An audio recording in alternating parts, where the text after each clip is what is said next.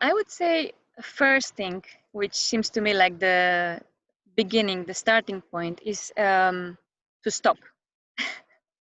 You know, I mean, there is so much wisdom inside of us.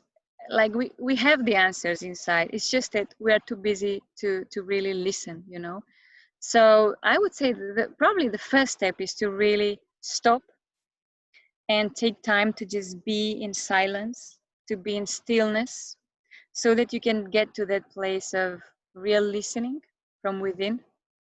So that would be like number one tip. Stop, stillness, silence, and listen.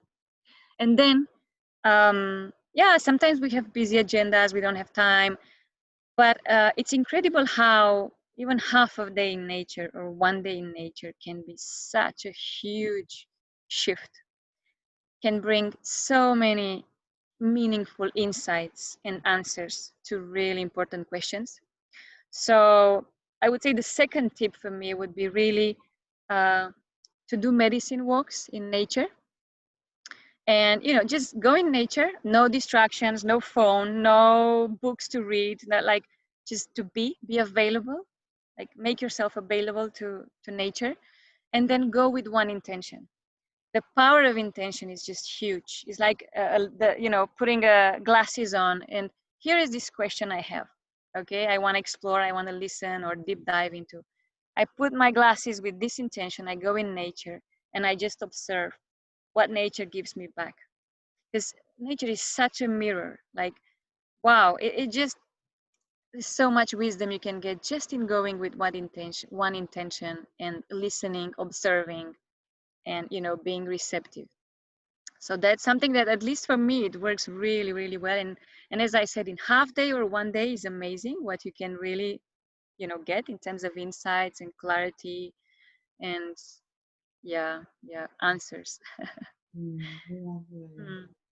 And then this is maybe a third thing that comes to mind, and this is more out of the box, but this kind of dialogue with nature, with non-human beings, like, okay, I have this question, and I just tried hard, and my mind got me until here, but then I see I can't really go beyond. Just play again and allow yourself to get into dialogue with maybe a tree, and you see a tree and you say, hey, what do you think about this problem that I have? Or you look at the cloud and then, hey, cloud, what do you think? And just get into this dialogue with the invisible, with the non-human world, and you would be amazed. You'd be really amazed of what can come up, of all the wisdom and insights that can come from that. So it seems a little bit like, oh, we're not really used to it. We lost the knowledge of how to do that, but it is inside of us, because our ancestors were like so connected to the earth. It was part of their daily life. It was their language. So we have that in ourselves. It's just about calling that wisdom, and that indigenous wisdom in us. And we know how to have conversations with nature. We know how to listen. It's just about opening. How did you start doing it? Did you feel self-conscious as you started reconnecting in that way? It's a progressive, it's a journey, right? So maybe at the beginning it can feel like strange. Oh, how do I talk to a tree, but it's just about actually opening to different possibilities, just allowing yourself to, well, let me just try. Maybe at the beginning it can be like, oh, it seems strange, but let's just play, let's just try and see what comes. And this is when we can really be surprised.